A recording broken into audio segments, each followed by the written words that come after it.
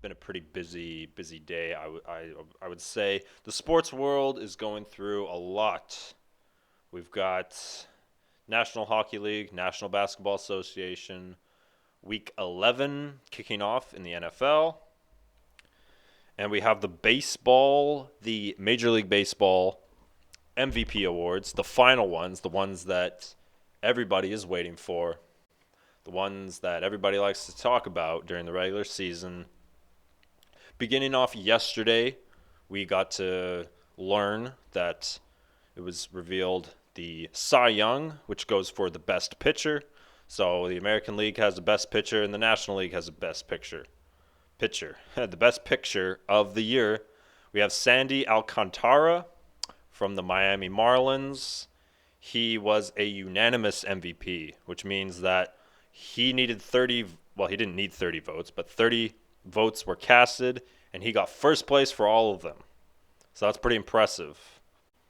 Justin Verlander, that's his third Cy Young, American League pitcher for the Houston Astros, just coming off a amazing World Series win with the Astros, his third Cy Young. Congratulations to him, as well as the MVPs offensively.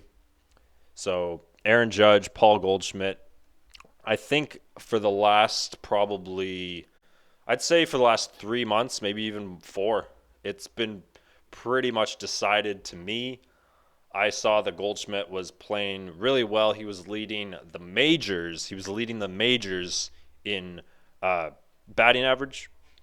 He was also just clobbering dingers very consistently. I think he had almost 40 this year. RBIs were up there. Everything was up there, as well as being a exceptional first baseman. So he wins a National League MVP. Aaron Judge obviously was going to win American League MVP. I'm pretty sure there wasn't really any chance for Ohtani or Alvarez to catch him. At least that's my opinion. Ever since I remember it must have been towards the end of the spring. He had like 30 home runs or something like that, and everybody else was in the teenage years. Maybe one guy, maybe Alvarez or Schwarber had 20, but I think for at least I don't know, 2/3 of the year, he was double digits ahead of everybody in home runs. That's not the whole story. Of course, there's more to the game than just hitting home runs. But let's be honest here. I've never seen a player just take their team on their back the way that Aaron Judge did this year. He absolutely carried them. He carried them into the playoffs. Yes, Ohtani does a lot for his team, and I'm not disrespecting him whatsoever. But the Angels suck, and the Yankees do not suck. You put Judge on the Angels, and you might make the playoffs. Just because Ohtani can pitch for you, and he could probably put you in an excellent position for your bullpen to win a game, but that's just half the battle, if not a little bit more. But there's a whole lot more to it than just having an exceptional pitcher in Ohtani, which he is. And he's a great offensive player as well. But he didn't exactly, if you were to throw in Sandy Alcantara, who actually finishes games with his eyes closed, that guy pitched, he was under 2.0 ERA in August. He finished the year with 2.28 ERA in 200 and almost 230 innings pitched.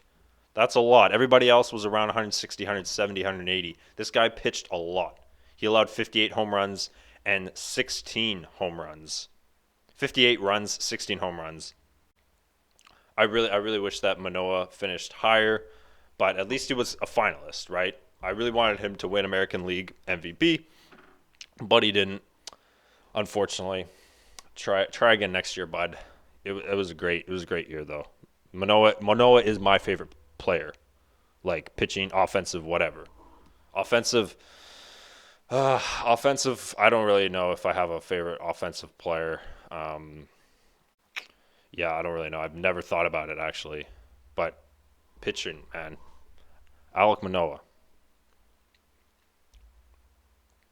So yeah, just quickly, I want to talk a little bit about the whole American League, National League. this is just my opinion. I think that there should only be one award. There shouldn't be a dual award because then, well, first of all, it degrades the actual value of the award. It reduces it in half. You could say. You could say that the leagues are very different and they have been traditionally. Well, let's just put this into some perspective here. Okay, so who was the MVP of the year? You can easily compare Judge and Goldschmidt. If this was a sport where, I mean, we're not comparing pitchers and we're not comparing quarterbacks and wide receivers here. Okay, we're not comparing goalies and strikers. We're comparing literally offensive players with offensive players. So there should just be one. We don't know who it is. I mean, it should be Aaron Judge. He should win the American League, the National League. He should win the Major League. Because that's the other problem that bugs me. It's like there's two leagues here. And commentators are going to say this. They're going to say, well, this guy leads the league.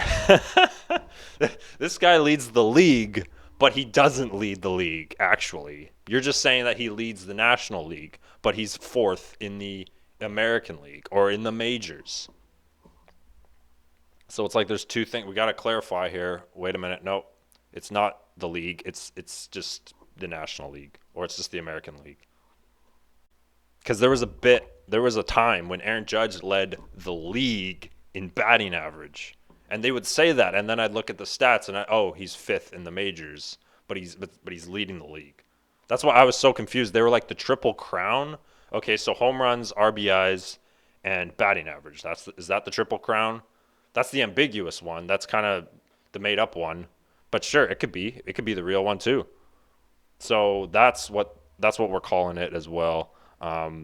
He was in a position, and then obviously like there were tons of guys like Freeman, McNeil, Goldschmidt. There were probably a bunch of other guys in the National League that were crushing it, and that just if he were to win American League batting average and say he would have the Triple Crown, well, that would reduce even more validity of whatever triple crown you're making it. But it's all just talk because I'm sure Judge is like, yeah, this is great. 62 home runs, it was awesome. We made it to the playoffs. We played good. I think we gotta make some changes to the team. I want a new contract. These are the real things on his mind. He's not dwelling on this MVP. I imagine the guy is super competitive and super admirable. So whether he stays in New York or not, there's going to be a lot of success wherever he goes because he's just that much more valuable to his team. So Thursday Night Football commence. It's actually concluded now. I just finished watching it with my dad. That was pretty good, except the second half. Green Bay just kind of fumbled the bag. They were not in sync at all. The broadcasters were acknowledging how unintuned the wide receivers were and how Aaron Rodgers, this is just a consistent problem with the Packers upon multiple things. You can't just say, oh, well, some of the coaches have gone, some of the wide receivers have gone. Yeah, of course that adds up to it, and that contributes to their 4-7 record now. But I just don't think that they're going to make the playoffs in the NFC. There's way too many other teams that are less mediocre, I guess you could say. The Packers should almost play like the Falcons or the Commanders at the end of the year and just battle it out. But they did on Thursday Night Football. They took a little peek into the schedule, into what's coming. Green Bay hasn't even had their bye week yet, and they're 4-7, and they're playing Philly next week. Wait a minute. Yes, they are. They're playing Philly next week, and that's going to be a loss.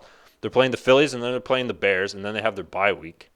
And then I forget who they're playing, but they're playing Miami down the stretch too. So I doubt they're going to have much success.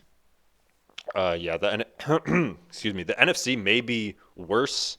People maybe be thinking that the AFC is way better than NFC. I don't think that's the case. I just think that there are other teams that are better in the NFC that we haven't seen before at this level.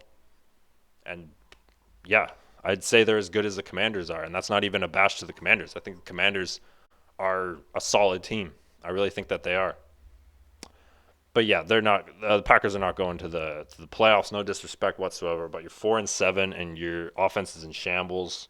Christian Watson, another touchdown. He had two more today, so that's 5 in 4 games, and you're probably going to see that over on the internet everywhere. 5 touchdowns in 4 days. How cool is that? Did I say 4 days? Pardon me. I mean 4 games. No, 4 days, because they played on Sunday.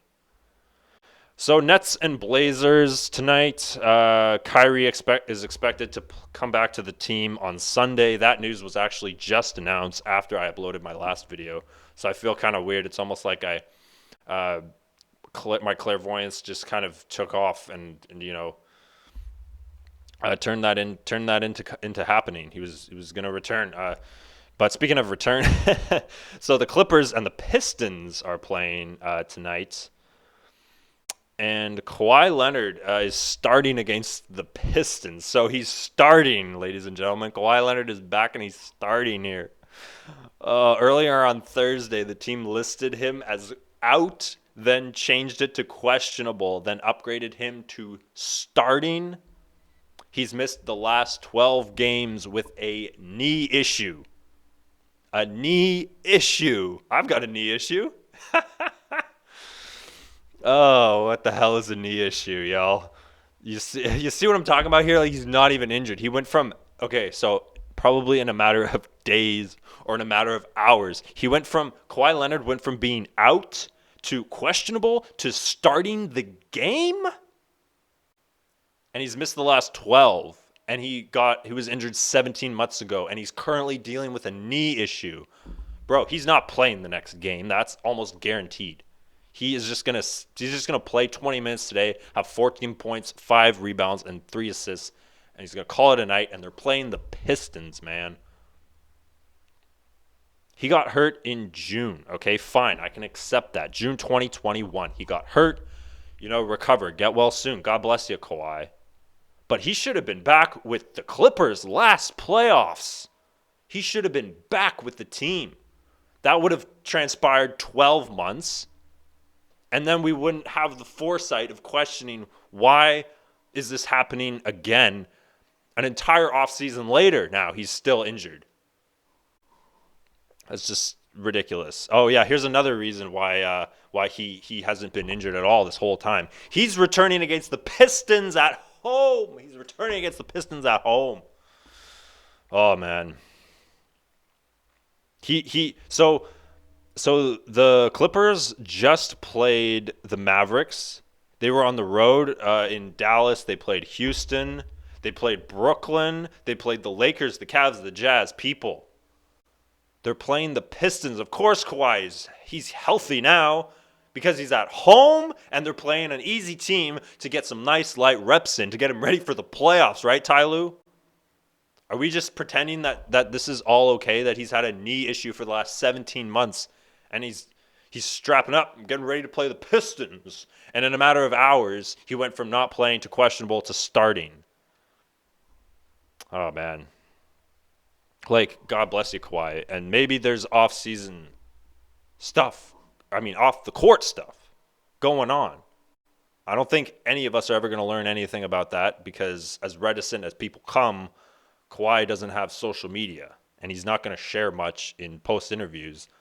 However, he may, if you ask him directly, if you literally ask him a yes or no question, and he may feel like he has to answer. That doesn't happen, though. The guy doesn't speak, okay? It's not like I care. Like, this really shouldn't be a huge deal. People, relax. Matt, relax, okay? Kawhi's back. He's playing. They're going to have a great playoff run this year. Take a deep breath.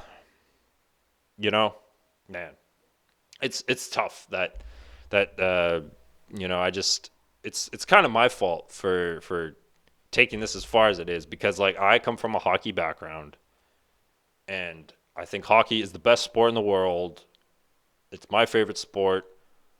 I'm up here, and I guess I just expect every sport to just, to be on this level, but it's just not. So I care too much about sports to just let this stuff go by because it's real.